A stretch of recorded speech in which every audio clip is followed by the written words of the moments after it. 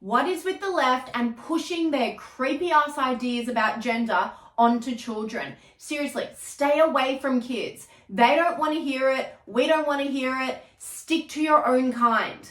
Now, I'm talking about this because this week it's come out that Victorian libraries have been given this rainbow toolkit. Yes, it all sounds very cute, doesn't it? It's not. Don't buy into it.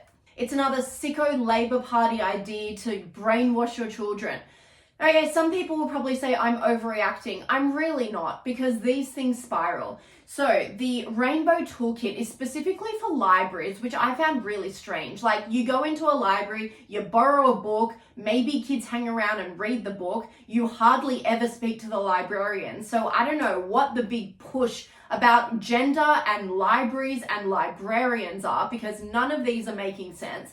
But anyway, the Rainbow Toolkit is specifically for librarians to make sure that libraries are inclusive to the LGBTQIA plus community. So the toolkit cost a bit over $14,000 to come up with. That was paid for by taxpayers. Thank you very much, Victorian Labour government. I'm sure there was a pothole that could have been fixed with that money.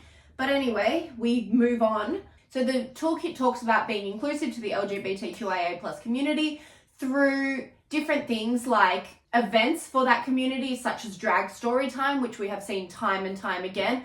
I'm not going to go into that because I have gone on and on about why we need drag story times in libraries. What is the point of it? No one can tell me. It's just weird. Why do drag queens, and I know I said I wasn't going to talk about it, but I just can't stop on this issue. Why do drag queens need to be reading a book to kids? Why? Tell me why. What is the relevance of that? Put a teacher up there, put a parent, whatever. Why do we need to have a teacher with a side of gender indoctrination talking to our children through children's books? It's completely inappropriate. It just confuses the poor kids. Anyway, so they're going to put more events on with drag queens and then also have more books about gender fluidity so non-binary kids can feel more at home in libraries. Once again, completely irrelevant for a library. And then the third thing is about empowering staff in libraries, i.e. librarians, to check in casually with children about their pronouns. Because, one day Johnny may feel like he's a boy, but the next day he may feel like he's a girl. So they need to be constantly checking in on that.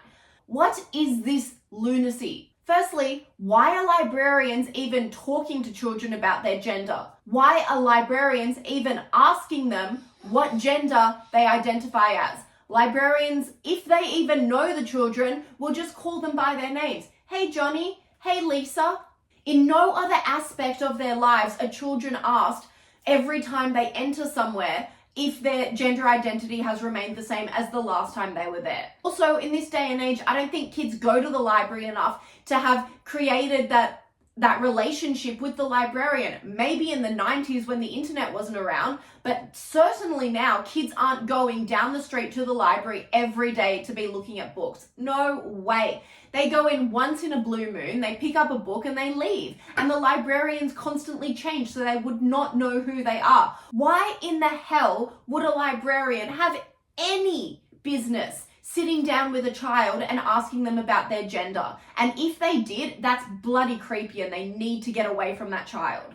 I swear, if this new initiative gives these librarians the ideas to just sit down with random children in libraries and start talking to them about how they possibly may not be the gender that they were born with, and start talking to them about these completely inappropriate ideas that are so far beyond their age, there will be parents in the street rioting. There is no place for librarians to be doing this. There's no place for even teachers to be doing this, let alone librarians. A random person in a random library who doesn't know the child. Why are we encouraging adults talking to children that they don't even know about these mature ideas? And there will be some creep who will exploit this opportunity and turn it like weirdly sexual, because there are some freaks out there and this wokeism has made it so accessible for these kinds of people to access children. And these sorts of conversation starters are the perfect in for them.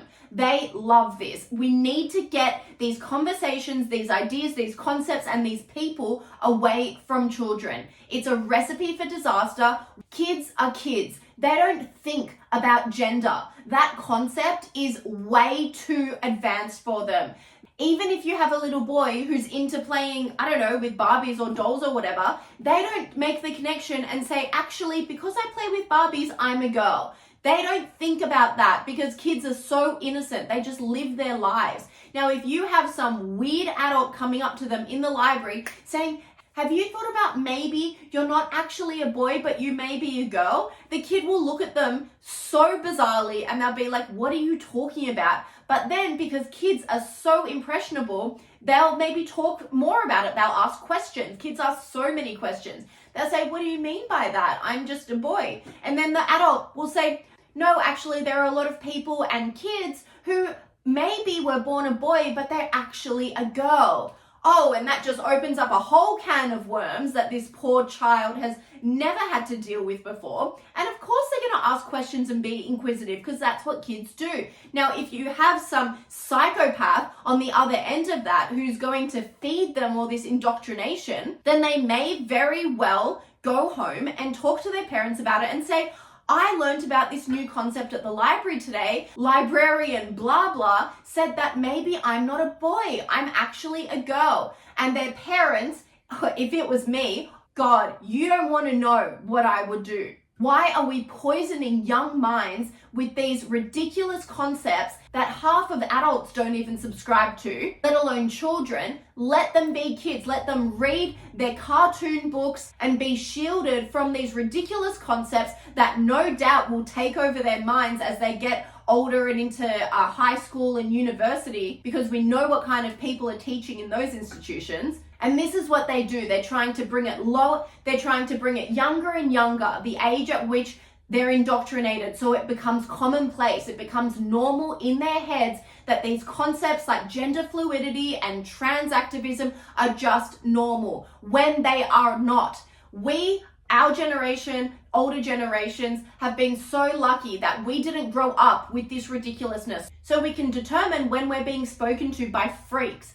These poor kids don't have a chance. And so it's up to us, who are the logical ones in this society, of which we are dwindling, to not allow this to happen. Now, this entire concept came about because 156 LGBTQIA plus families were surveyed about how public places can be more inclusive to these families. Now, I'm all for having different points of view being spoken about in the community. Of course, they're part of the community, they should be consulted.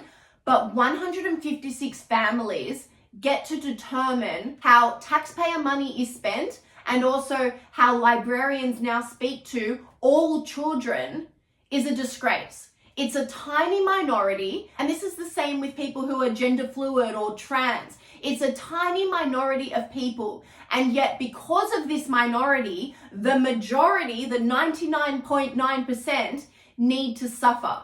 And not even just suffer, we need to just change and pivot and change how we see normalcy because of this. And that's not a good thing. I'm sorry, I'm not saying that 1% needs to be left out and ostracized and bullied, but we can't change our entire society, our idea of normalcy, because of this tiny fraction of people, because it's a slippery slope. We change that much, and then we change that much, and then we change that much, and then before you know it, in 5, 10, 20 years time, we're all the way over there. And everything as we know it has changed. Now, I'm not saying change is bad. Some progress is good, for sure, when it comes to technology, medical advances, and also ideas on how we look at things, for sure. But these people are literally trying to change the way that we view gender, which is a biological constant. You can't change science. And the worst part is they're trying to do it through children. This is how I know that what they're pushing is not legitimate. Because if it was, then they'd be able to easily get us all on board, us adults. But no, they know that the only way that they can get this through and pushed to their side is through children. And that to me is sick. So 156 families were interviewed about this. What about the opinion of the rest of the community? I'm sure there are thousands, tens of thousands of people who would be affected by this with all of the libraries that are in this initiative. So what about them? Were they consulted at all? No, of course they weren't, because I think you would find that the large majority would not support this. And this is how they get everyone offside, because they try and push these things through by stealth, and everyone's like, hang on, we didn't agree to this. We're taxpayers in this community. Our money is going towards funding this, but we don't agree with it. Now, when you try and lie and be underhanded to try and push your position, no one's going to appreciate that. And we're supposed to live in a democracy where everyone's opinion is heard. Well, I'm sorry, but 156 people isn't everyone's opinion. And people are saying, well, just don't go to libraries anymore. Don't take your kids to libraries if that's what you want. Sorry, but the majority of people shouldn't have to miss out on a public community service because a tiny minority of people have put their foot down. That's not fair. That's not democracy. That's not how the country is run. We don't all cave so a tiny minority is happy. Quite literally, the freaks are running the asylum at this point. Talking to children about these sorts of issues, about gender, sexuality, all of that stuff, should be left up to parents, not up to random strangers who may come across your children once or twice. Why are we outsourcing parenting to these people who are not good for our children? And good parents, and it won't affect good parents because they will be onto this and they'll shut it down immediately for their kids. But it will affect a lot of parents who are too busy to even know that this is happening. So many parents work, both parents in the household work. This hasn't been crazy big news. So many would send their kids to the library and not know that this is happening, really innocently. And then their kids are just being essentially parented by these strangers. And they don't have time to sit down with their kids every single night and say, hey, what did you learn at the library when you went today? Because they just don't think to ask that. And this is how this leftist agenda are worming their way into families, into parenting, and into the minds of children. So parents just need to be so vigilant about these things, because gone are the days where teachers, where librarians, doctors even are on our side, are normal. There are so many radicals out there now, and parents really need to be on the front foot, literally teaching their children that they can't believe everything that they hear. And that's so sad because kids are so innocent and, they want to learn everything and absorb everything, but it's just too dangerous now. Like, we are at the point where so many people are homeschooling because they don't trust what is going on out there. And I just wish that the government was on our side and not contributing to this through these ridiculous initiatives like this.